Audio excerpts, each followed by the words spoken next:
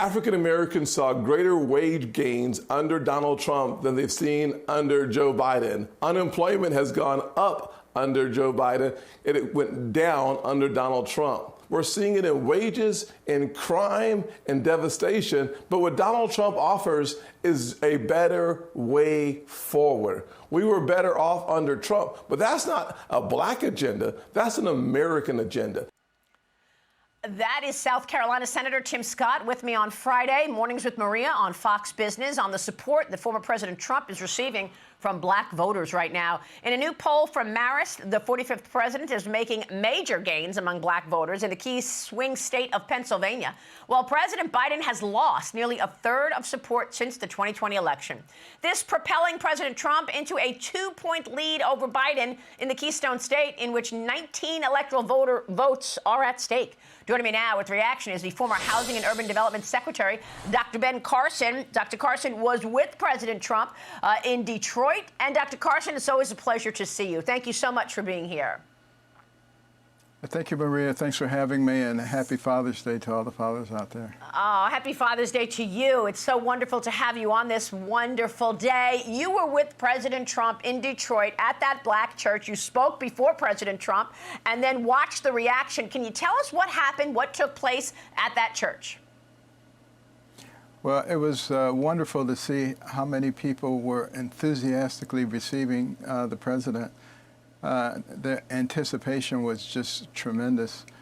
And the interesting thing is people are wondering why the black population is migrating toward President Trump.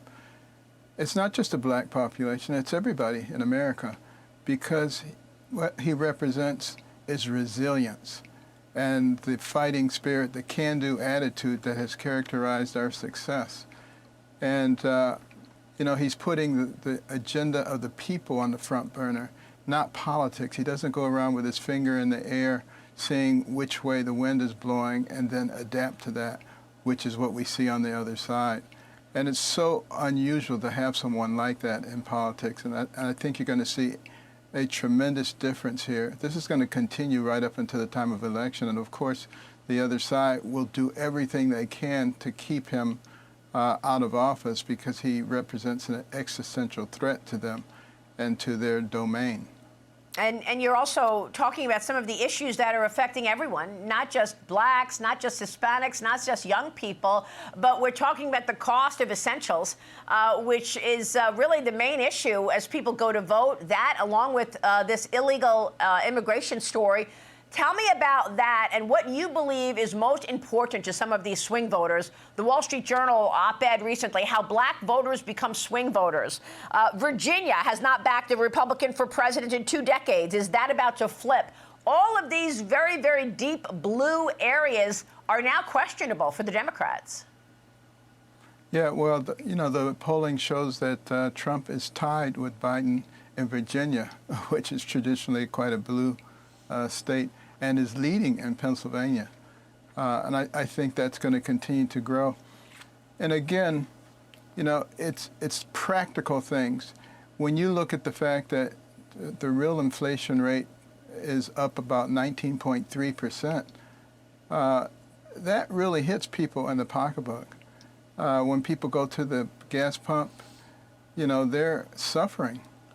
And when you go to the store, you don't buy the things that you want, you buy the things that you can afford.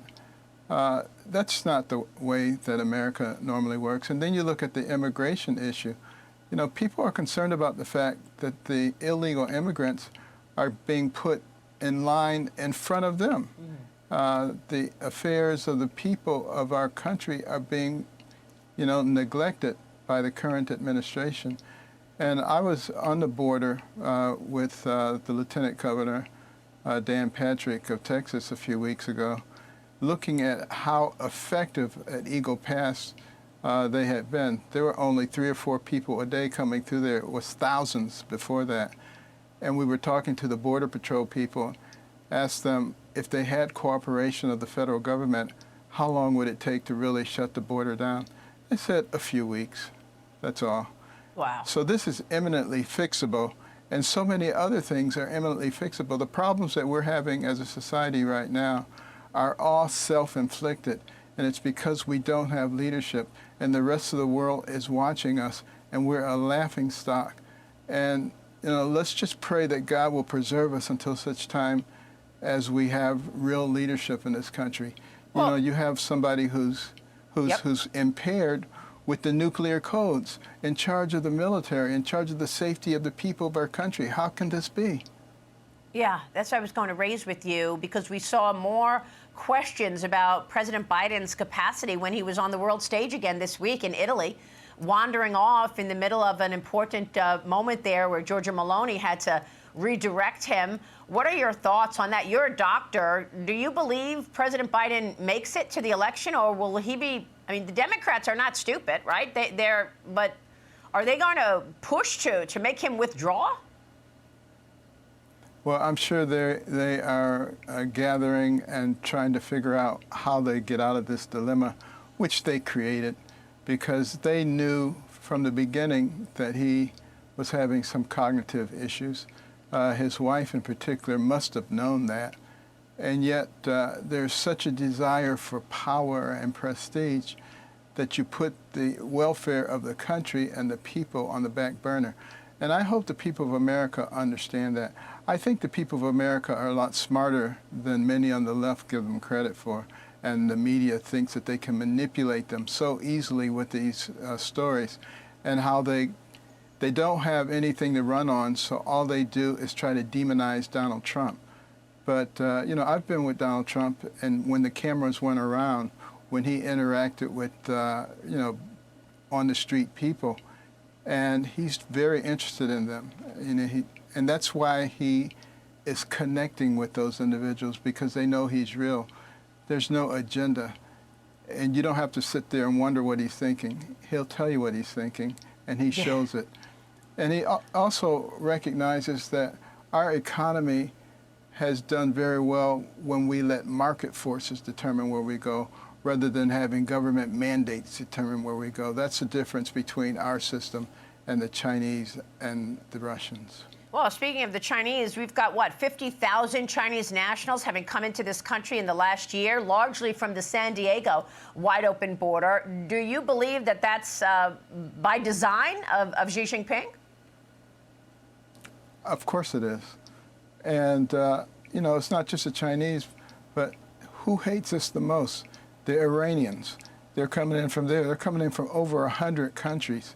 I don't think they're just coming here to twiddle their thumbs. We have really neglected the safety of the American people. And I hope the American people realize that.